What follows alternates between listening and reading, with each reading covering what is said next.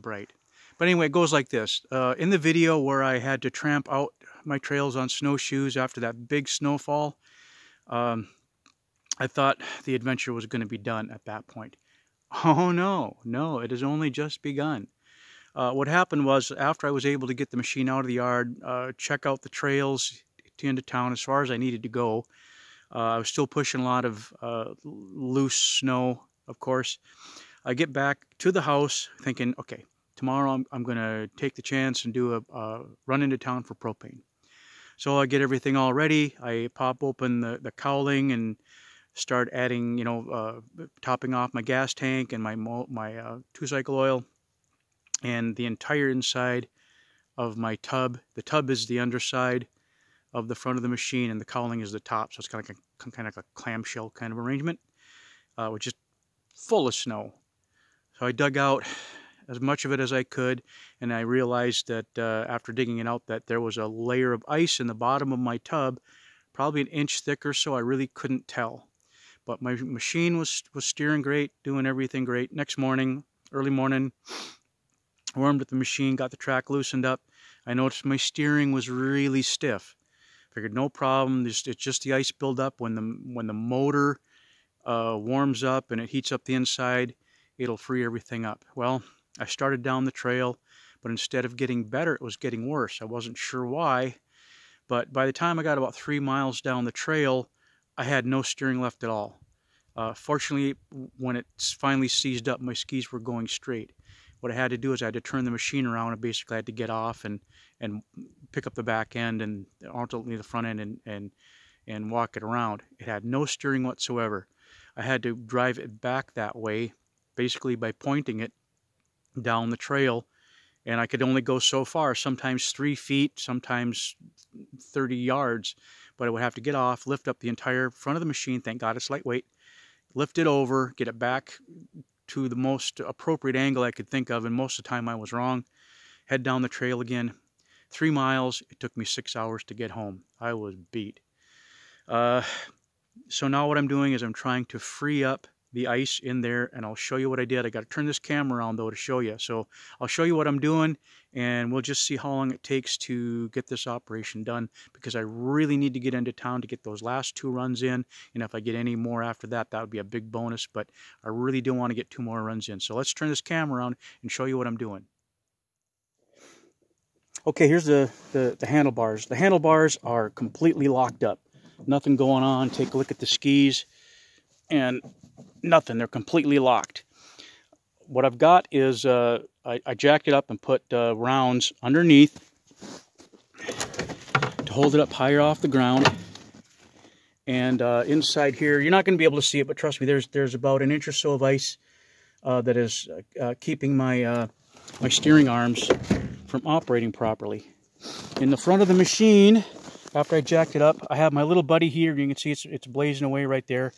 I used my just in a top of a tree, a pole, to help keep the tarp away from it, as well as some. Let me reach over here. I didn't mean to do that. Canoe paddles. I'm going to cover it with a tarp. I'm going to keep the cowling down so that it holds the heat in, so that heat doesn't escape. I want everything contained.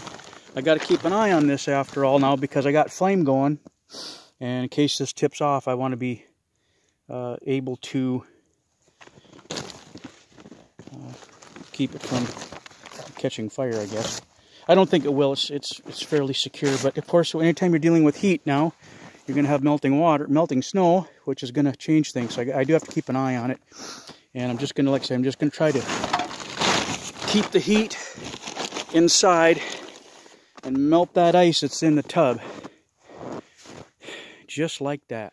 Okay, so that's it. Now it's just a waiting game. I'll check it periodically and see if that ice is melting inside the tub there. Keep an eye on my propane level. It's only about a half a tank. It's already 22 degrees out, so it shouldn't ice up. It should be fine. If I have to, I'll hook up a fresh tank, and if it takes even through tomorrow, I'll do that. But now it's just a waiting game. I'll check on it periodically. I'm going to have some chores to do outside just to keep me in the vicinity. And there you have it. That's just another fun day in the sticks. You know, Sometimes nothing's easy, but what the heck, you know, it beats being stuck in traffic, I guess.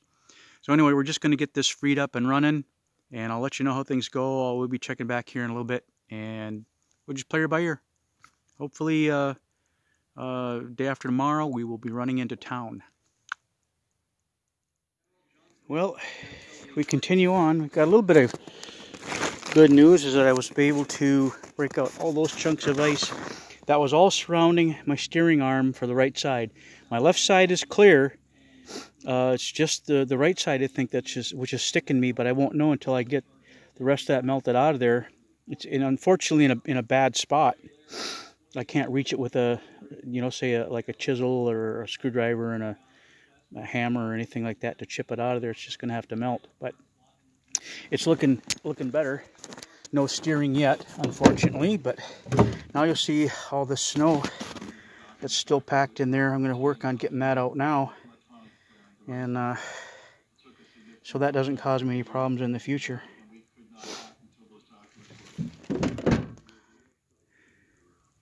Well, right in front of us there's the little buddy heater, you know, and here's the tub. Broke a lot of ice out of the inside of the tub, the very bottom thingy there, on the inside, of course, and started cleaning off all of the ice buildup on my skis. I still do not have steering yet, but, well, I shouldn't say that.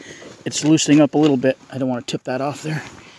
But it's only been about 45 minutes at best, and I'm making headway on it. So we're just going to let her sit, keep an eye on it, make sure that tub gets good and warm, and just let her melt. And if it doesn't get done today, well, there's all day tomorrow. It's like a fort. I made a fort.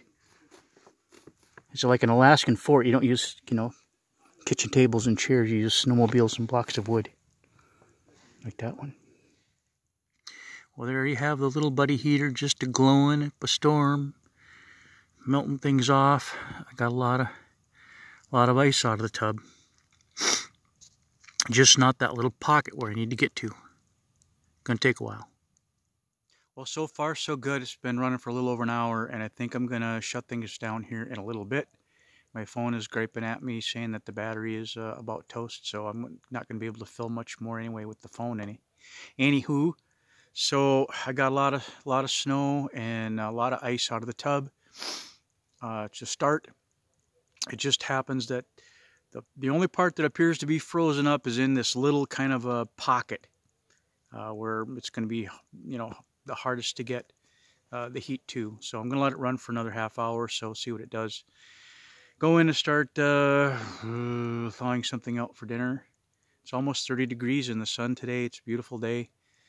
I just would like to get this finished, but that'll probably be tomorrow.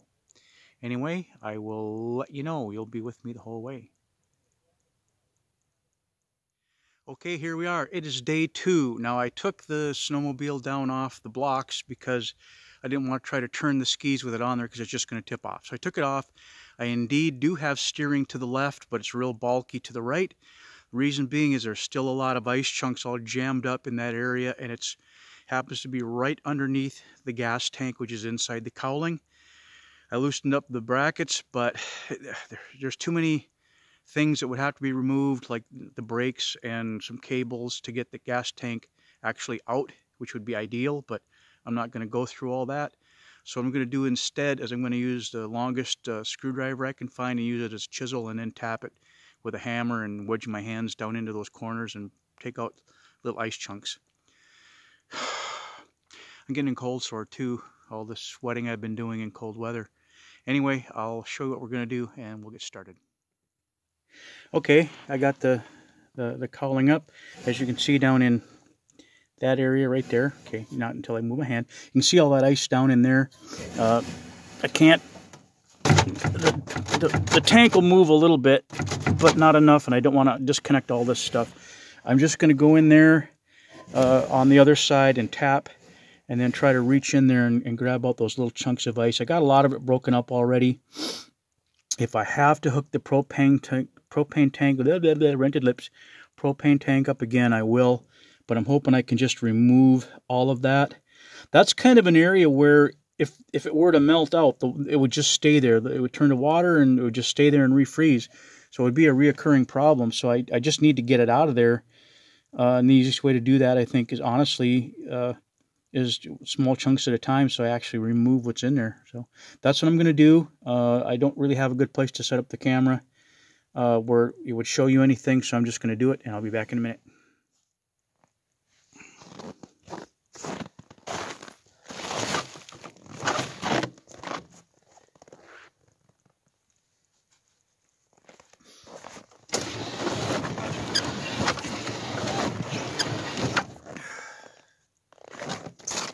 Looks like we got her.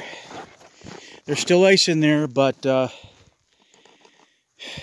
you can see, my handlebars are bent to the right. I can steer it to the left. There's still ice in there, and I am concerned that if it were to melt and refreeze, I could have the same problem.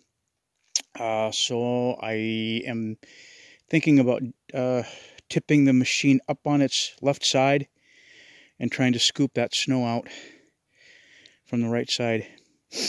But I'll let you know. But at least we have movement. That's good.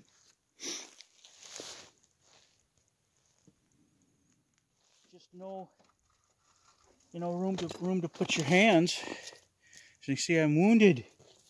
I drew blood. Let me try something here.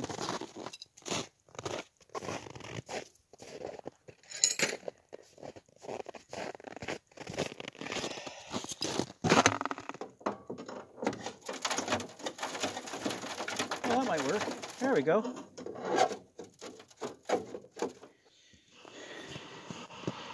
It's right, obviously it's right down in there. It's really good.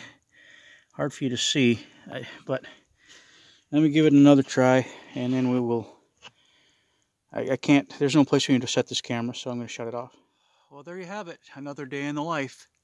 Glad you came along. You're probably not. Actually, you're probably a lot happier that you were watching it on your computer screen than actually being out there with me, but that's just part of the game. You pick your poison.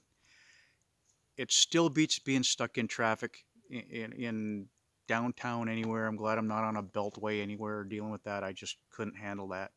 But we'll make our run tomorrow, and hopefully everything will be all hunky-dory. Anyway, thanks for watching. Thanks for going along with me on this miserable little journey. Please like the video. Please subscribe. Hit the notification bell so that you'll know when more videos are uploaded. And we will see you on the next one.